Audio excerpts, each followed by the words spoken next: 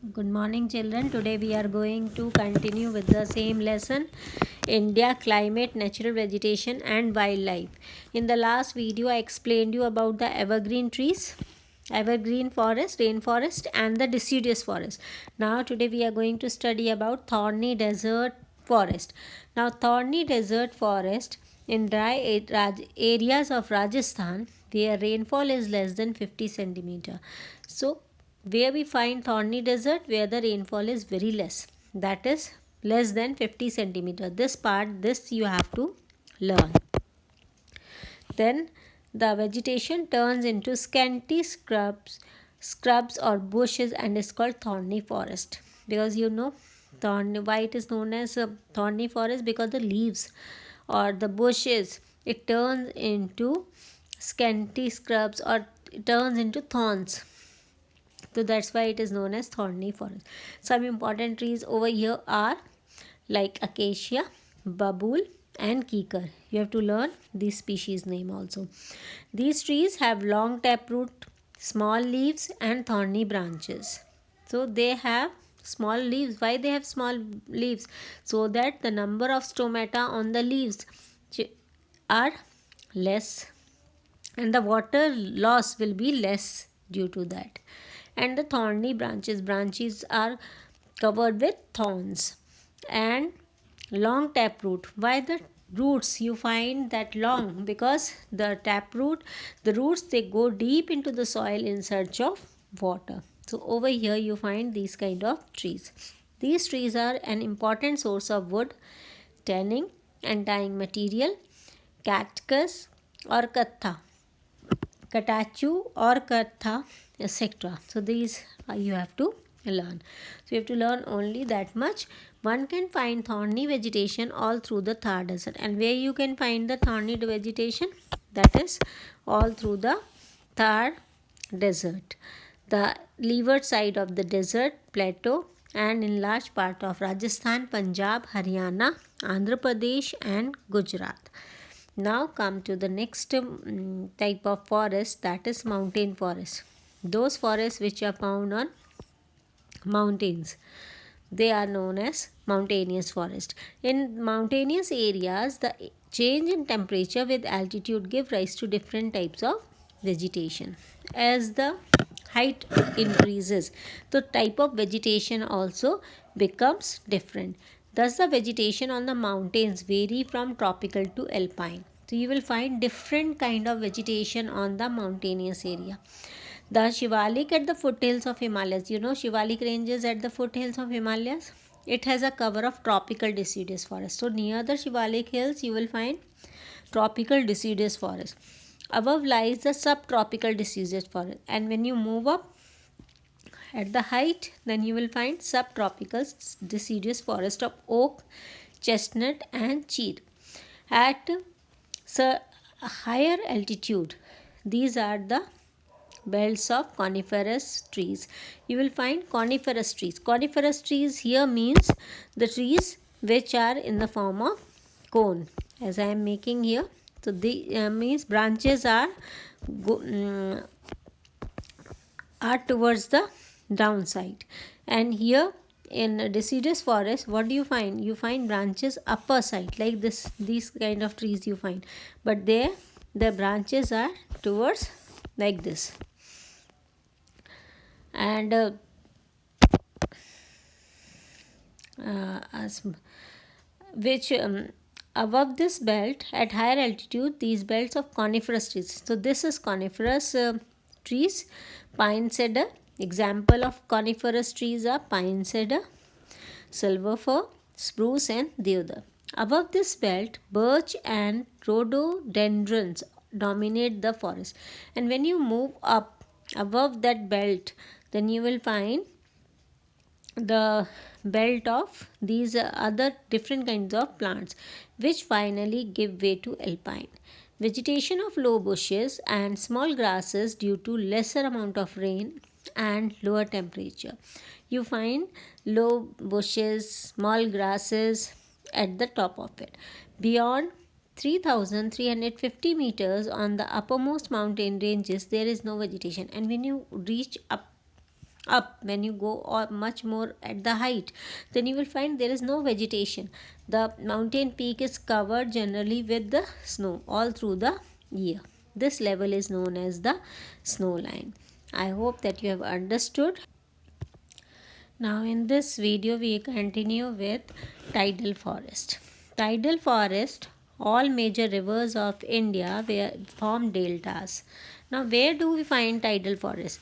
These forests are found wherever the fresh water meets with the salty water, or you can understand like this, wherever the sea is there. Okay, see, in the sea you find salty water, and in the lakes, rivers, you find the fresh water. Like for example, if we take the river Ganga, it it flows towards the Bay of Bengal, go and meet with the sea, that is with sea, Bay of Bengal. So wherever it meets, there they form the deltas. These rivers, they form the deltas, and over there where the salt water mixes with the fresh water, we find the tidal forest. So all the major rivers of India form deltas.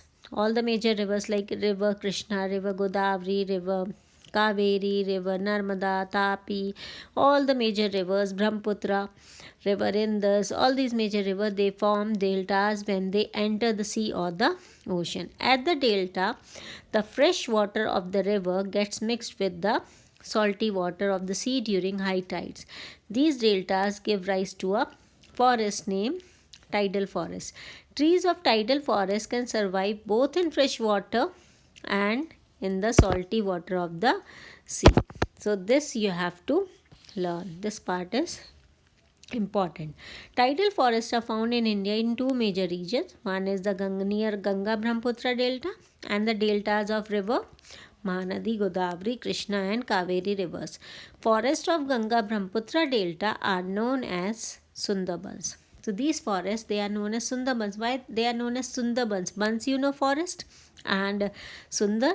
Why? Because there are trees. There is a well-known tree, that is Sundri tree, you find over there, which is used for constructing boat and other construction work. These type of trees, Sundri trees, found there. Therefore, these forests are known as Sundarbans.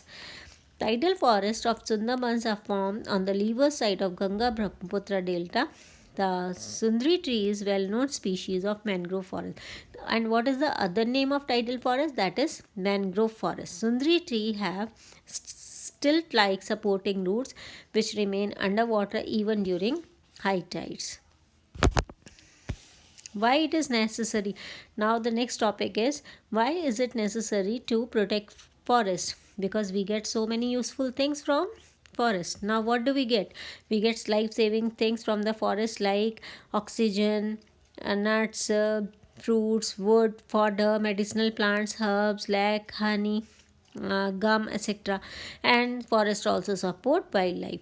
On the other hand, the roots of other function of the forest, the roots of the trees, they hold the soil and prevent soil erosion. This is also one of the important function of the why there is a need to protect the forest.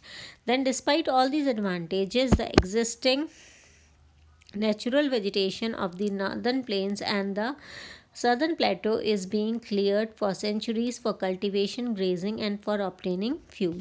India, as per its plan, should have a forest cover amounting to 33% of total land area.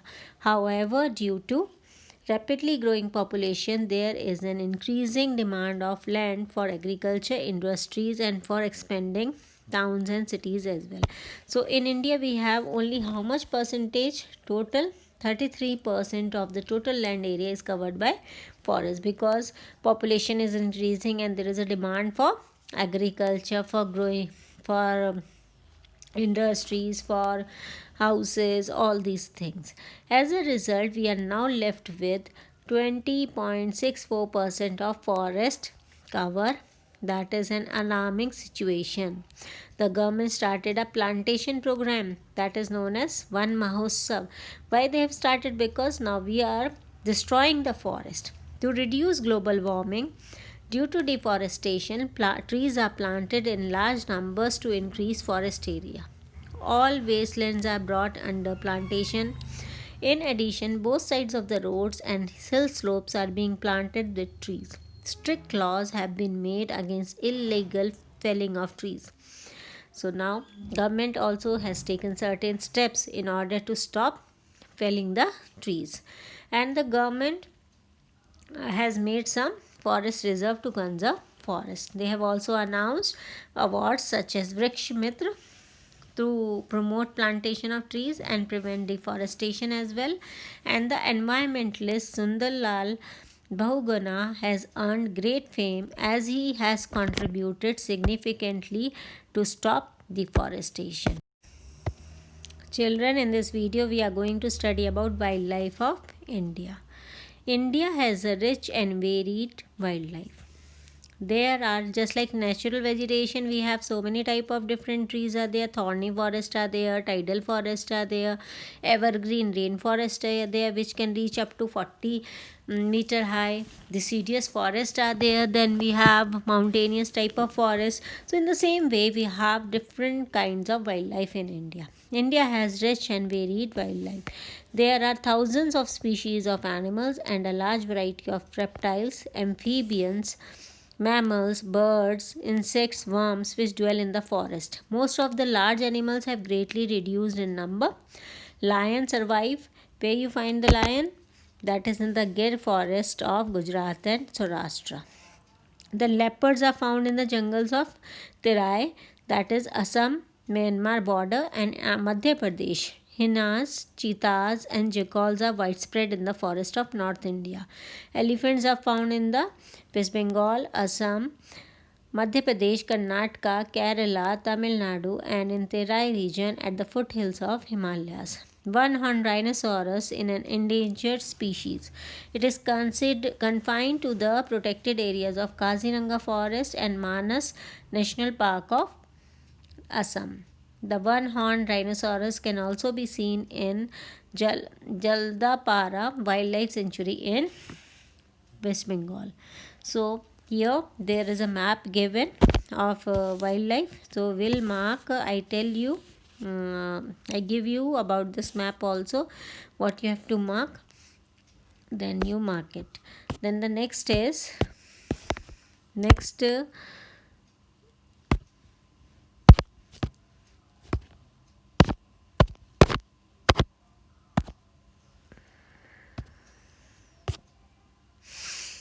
year you can see various species of birds are found in India. Cranes, parrots, menas, owl, kites, pigeon, doves, bulbuls, crow, and honey eaters are the main Indian birds. This part is cut already, you can see here.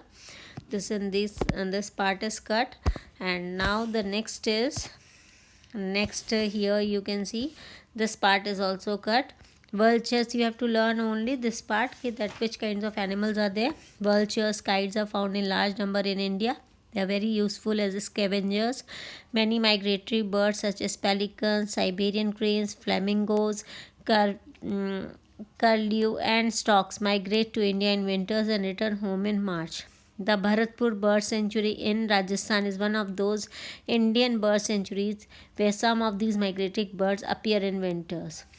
Reptiles such as crocodiles and snakes like cobra, python, and many others are found in India. The Indian forests are also populated with geckos, house lizards, and chameleons. India is home to several wildlife sanctuaries and national parks, which make this country a paradise for nature lovers. Due to cutting of forest and hunting, several species of wildlife in India are declining rapidly, and many species have already become extinct. Because what we are doing, we are cutting the trees and hunting. Due to that, the animals number is decreasing, and the government is taking certain steps. Now what are the steps are taken by the government? The Indian government has made strict laws to protect wildlife in India. They have banned poaching as well as selling Poaching means killing off these animals and selling valuable parts of the animals such as bones, fur, skin and feathers. Project Tiger and Project Elephant have been started to protect these animals and increase their number. And every year we observe Wildlife Week in the first week of October to create awareness among the citizens to conserve wildlife. You can also contribute in conserving wildlife. You can refuse to buy things made from parts of bodies of animals such as bones, horns, fur, skin and feathers. So this is all about this chapter. So in wildlife you have to learn the names and what are the steps taken by the government to protect the wildlife, and different bird sanctuaries and the animal sanctuaries where the animals are found. You have to learn those things. So this is all about